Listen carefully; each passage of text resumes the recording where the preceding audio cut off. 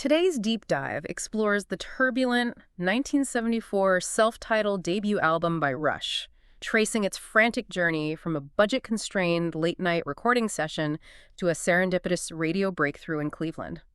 This origin story reveals how primitive studio conditions, internal band fractures, and sheer working-class resonance forged a hard rock foundation that stands in stark contrast to the progressive rock mastery the band would later define.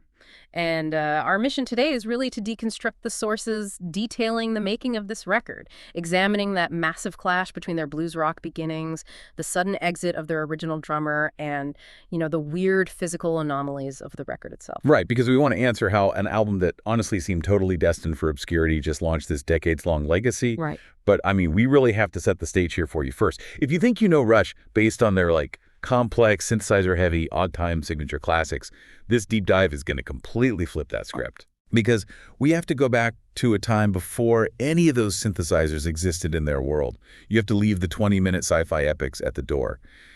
We're looking at a band that was just raw, aggressively hungry, and fighting a really desperate battle just to get a piece of vinyl pressed. Yeah, and I kind of always assumed an album this raw was like a deliberate artistic choice, like some rebellion against overproduced early 70s pop.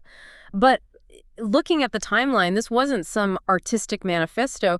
It was just sheer survival. Absolutely. It was pure survival. Because they recorded this a full 5 years after they formed in 1968. They'd spent half a decade playing high school dances, drop-in centers, smoky local bars around Toronto. So by the time they actually get into a studio in 1973, their sound is strictly straightforward hard rock and blues rock. Yeah, and you have to think about why that sound existed. 5 years of grinding on a local bar circuit creates a very specific kind of muscle memory. When you play bars for that long, you aren't writing, intricate suites about black holes. A bar audience will literally throw a beer bottle at your head if you do that. They just want to drink and dance. Exactly. Yeah. You play heavy, driving blues rock to keep people moving. That environment forged them. They were actively mirroring their British hard rock heroes, specifically Led Zeppelin and Humble Pie. They were studying the power trio architecture. Which means loud guitars and high vocals. Right. A loud, overdriven guitar, a heavy rhythm section swinging behind the beat, and a vocalist wailing in the upper stratosphere. Bands often just wear their influences right on their sleeves on their debut before finding their true voice. But the emulation here is so blatant that it really makes me wonder, can an album truly represent a band if it sounds absolutely nothing like the music that actually made them famous? It's almost like listening to completely different people. It's a fair question. Even the critics at the time knew exactly what they were doing. I was looking at a review in Billboard magazine from 1974, and they explicitly compared Geddy Lee's vocals to Robert Plant. They praised the guitars, but specifically pointed out the, quote, often Robert Plant-like lead vocals. So they weren't hiding it at all. No, they weren't, because at that stage, emulation was their whole vocabulary. It's a really crucial phase for almost any artist. You don't just invent a brand new language out of thin air.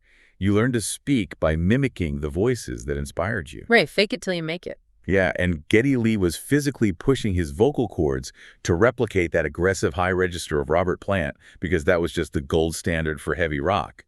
And Alex Lifeson was using those same pentatonic blues scales Jimmy Page used. So they're basically a highly competent cover band that started writing their own stuff, but in the exact style of their covers. Exactly. But then the question becomes, how does a young working-class band from Willowdale get that raw sound onto a record? Well, they do it as cheaply as humanly possible. Which leads us to those fraught initial recording sessions, because they didn't have a major label throwing cash at them. Right. So we look at the summer of 1973. This is where their ambition violently collides with the music business economics. They book time at Eastern Sound Studios in Toronto, working with a producer and engineer named David Stock. But they couldn't afford D-time rates. Not even close. So they had to use what's called dead time. And for anyone listening who doesn't know the studio economy of the 70s, dead time is literally the graveyard shift. It's like midnight to 8 a.m. when the studio is empty. Because nobody in their right mind wants to record at 3 a.m. Exactly. So the studio sells it at a massive discount, usually like a quarter of the normal rate. But just imagine the schedule. You don't just wake up at midnight and go record. They were gigging. Oh, the physiological toll is insane. They'd play a loud, physically demanding club set, finish around 1 a.m., tear down their own heavy amps and drums, load up a van, drive across Toronto, unload it all at Eastern Sound, and then try to record an album while crashing from post-gig adrenaline. It's brutal. And the speed of these sessions, it's like a hostage situation, not a creative process. Night 1, they do all the live basic tracks together. Night 2, they do vocals and guitar overdubs. And night 3, this is the part that defies belief. Oh, this is the worst part. David Stock, the producer, mixes the entire album in just 2 hours. And he does it without the band even in the room. Yeah, and to understand how catastrophic that is, you have to think about analog tape in 1973. Mixing isn't just making a track louder. Right. You're balancing the volume of every single drum mic, the bass, the guitars, the vocals. You're applying physical EQ, adding treble here, taking bass off there. A proper mix for one single rock song can take a full day of meticulous adjustments. And he did the whole album in 2 hours. Right. That means Stock was basically just pushing all the faders up to a median level, doing zero fine-tuning, and just committing it to tape. It's exactly like a rushed college cram session. You know, you pull 2 all-nighters, you hand your term paper to a total stranger to edit in 20 minutes, and you just hope for an A. It's terrifying to hand over your sonic identity like that. It really is. And, the psychology of a young band handing over their art is just a classic tale of commerce versus artistic integrity. Because their management company, SRO, specifically Ray Daniels, didn't trust the band's original songs to get on the radio. They wanted a safe bet. Exactly. They forced the band to record a cover of Buddy Holly's Not Fade Away. Which is such a wild visual. This heavy Zeppelin-worshipping hard rock trio being strong-armed into a bouncy 50s rockabilly song. But management knew it had been the Rolling Stones' first Canadian hit, so they just figured, hey, it worked for them, it'll work for Rush. Yeah, SRO even formed their own label, Moon Records, just to release it. So in September 1973, they dropped Not Fade Away as a single on Moon Records, backed with an original called You Can't Fight It. But that lack of artistic control obviously backfired because the band absolutely hated the product. They listened to those Eastern Sound test pressings and just felt completely disconnected. The mix was flat, and the Buddy Holly cover was basically a betrayal of their style. So they take a massive gamble to fix it. Yeah. SRO realizes the band is miserable, the recordings are bad, so they scrape together whatever funds are left and book 3 days, just 3 days at Toronto Sound Studios in November 1973. And this is where engineer Terry Brown enters the picture. They don't just hire him to engineer, though. The band decides to co-produce the record themselves with him. They're finally taking ownership. But doing that in 3 days means dealing with primitive constraints. They were using 8-track tape machines, which even in late 1973 was considered pretty outdated compared to the 16 or 24-track machines in London or LA. Right. Let's talk about those 8-track constraints. Because it forces so much discipline. You've got this 1-inch magnetic tape divided into 8 lanes. That is it. Kick drum on track 1, snare on 2, overheads on 3, bass on 4, rhythm guitar on 5, lead guitar on 6, lead vocal on 7. Then you've got exactly 1 track left. Right. If you want backing vocals or a tambourine, you're out of space. So they had to do what's called ping-ponging or bouncing. You take, say, 3 drum tracks, play them back simultaneously, and record them mixed together onto 1 open track. Boom, you freed up 2 tracks. Yet there's a huge penalty. Right. Generation loss. Exactly. Every time you bounce audio from one tape to another, you degrade the signal. You get tape hiss, you lose the crisp high frequencies. Yeah. It's like making a photocopy of a photocopy. You have to make permanent, irreversible decisions in real time. No recording 20 guitar takes and picking the best one later. So under that intense pressure, they performed some serious tracklist surgery. They kept the backing tracks for What You're Doing, Before and After, and Working Man, but added new overdubs. But the crazy part is what they threw away. Oh yeah, they completely scrapped the Buddy Holly cover, and You Can't Fight It. Just remove them from the album entirely. Imagine that pressure for a second. You have 3 days, primitive equipment, and you are literally deleting the single your management wanted, replacing it with your own raw material. They had to record 3 entirely new songs from scratch in that window. Finding My Way, Need Some Love, and Here Again. It's such a bold move, but honestly, the mechanical pressure of the studio was nothing compared to the interpersonal pressure that was boiling over regarding the lyrics. Because who was actually writing the words? Yeah, this is where the real crisis hits. Original drummer John Rutsey was the band's primary lyricist. But right as they're supposed to do the vocals at Eastern Sound, he suffers this massive crisis of confidence. He just totally bails. He tore up his lyric sheets, he physically destroyed them, and he didn't even show up to the vocal sessions. Oh, man. Yeah, the butterfly effect of this moment is incredible. Because he bailed, Geddy Lee and Alex Lifeson had to scramble in the studio. Geddy had to compose final lyrics based on, like, makeshift words he had just improvised on stage during gigs. Right, just shouting stuff to fill dead air. Though I know Need Some Love still had some partial credit to Rutsey, and In the Mood was written solely by Lee earlier, but still, mostly it was a scramble. Exactly. And this incident just widened a pre-existing rift over their musical direction. Rutsey liked standard glam rock, while Lee and Lifeson wanted to get more progressive. Plus, Rutsey had type 1 diabetes. And we have to remember what type 1 diabetes meant in 1974. No smartphones with continuous glucose monitors, just crude urine or early blood tests, and really rigid dietary schedules. Put that in a touring van where you're eating terrible food, playing physically exhausting 2-hour drum sets that crash your blood sugar, and trying to keep insulin refrigerated on the highway. It's a nightmare. So between the musical rift, the lyric betrayal, and his health, the fracture is inevitable. Rutsey leaves in July 1974, literally just a month before their first U.S. tour. Which normally destroys a band. But then on July 29th, which was actually Geddy Lee's 21st birthday, Neil Peart joins as the new drummer. Okay, I have to push back a little on the tragedy of this, though, because, wasn't Rutsey's failure actually the greatest gift he could have possibly given the band? His crisis of confidence created the exact vacuum necessary for Neil Peart to step in. Oh, 100%. Peart didn't just play complex drums. He was a huge reader of sci-fi and philosophy. And because Lee and Lifeson were so traumatized by that lyric scramble, they just handed the lyrical duties to the new guy. Right, they're like, please, you do it. Exactly. Yeah. Peart becomes the sole primary lyricist for the rest of their career, defining their iconic future.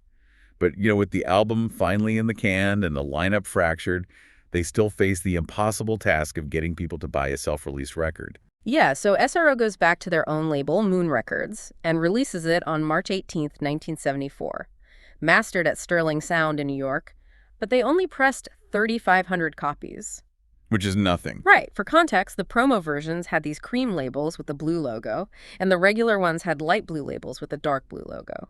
But it's only 3,500 copies. How do you get noticed? Well, getting on commercial radio in the 70s was super gatekept. You needed a localized phenomenon. And that happens in Cleveland, Ohio, with Donna Halper, a DJ at WMMS. Yes, the Cleveland Miracle. She gets the Moon Records LP, looks at it, and decides to drop the needle on Working Man. Which is a 7-minute track. Exactly. Yeah. Why would a DJ play a 7-minute song in 1974? Usually it's just so they can go to the bathroom. But Cleveland was this gritty, working-class factory town. Working Man wasn't some pop single. It was this heavy, slow-burning anthem about the daily grind of labor. Getting up at 7, going to work at 9. Right. It resonated instantly. The phones at WMMS just lit up. It's basically the 1974 equivalent of a viral TikTok moment, but happening entirely via landline phones and word of mouth in a single blue-collar city. That's a great way to put it. The imported 3,500 Moon Records sell out in Cleveland. WMMS even sponsors Rush's second-ever U.S. gig there, right after their first in East Lansing. And all this local hype grabs the attention of Cliff Bernstein at Mercury Records, securing them a U.S. record deal. So you'd think, okay, they made it. The transition to a major label should smooth everything out. But it actually led to some of the strangest physical artifacts in rock history. Let's talk about the misprints. Oh, the major label rollout was a mess physically. Mercury schedules the re-release for August 1974, mastered by Gilbert Kong, and the original cover design by Paul Weldon featured a bold red Rush logo. But the printing plant completely botched it, right? They miscalibrated the ink. Mercury printed a bright magenta instead of red, and this error wasn't officially corrected until reissue in 2014, 40 years of a magenta logo. That is hilarious. And it gets weirder for the vinyl collectors, because the very first Canadian Mercury pressings actually used the original Moon Records MN100 metal stampers. Right. Instead of cutting new plates, they just used the independent run stampers. So those early Canadian pressings are incredibly rare and highly sought after.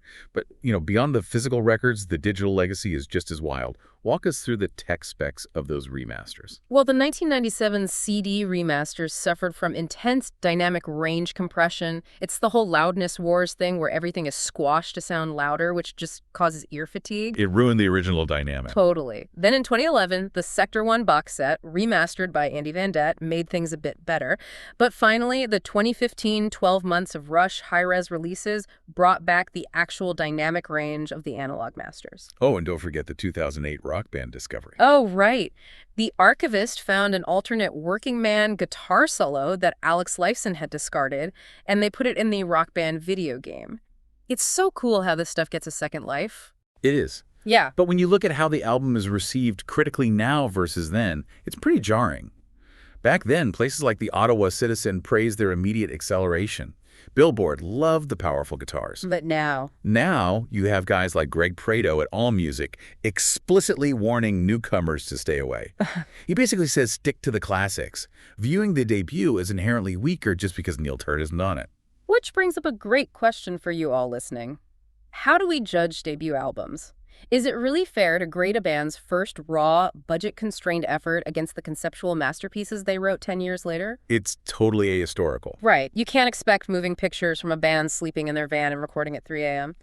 So let's synthesize this wild journey. We went from dead time graveyard shifts and a drummer tearing up his own lyrics to a massive magenta printing error and a blue-collar city that completely changed their lives. Every single constraint they faced just forged the resilience. Absolutely. And I want to leave you all with a final provocative thought about the fragility of this history. Think about those 3,500 original Moon copies. If DJ Donna Halper hadn't been in that booth on that specific day, or if she had chosen the 2-minute pop-leaning Need Some Love instead of the 7-minute Working Man, those records would have likely rotted in a Toronto basement. Yep. The margin for error was zero. The entire trajectory of modern progressive rock and the millions of musicians influenced by Neil Peart's drumming later on all hinged on the musical taste of one radio DJ deciding to give a heavy 7-minute song a chance. It challenges our whole belief in the pure meritocracy of art, because sometimes genius is just waiting for the exact right person to press play.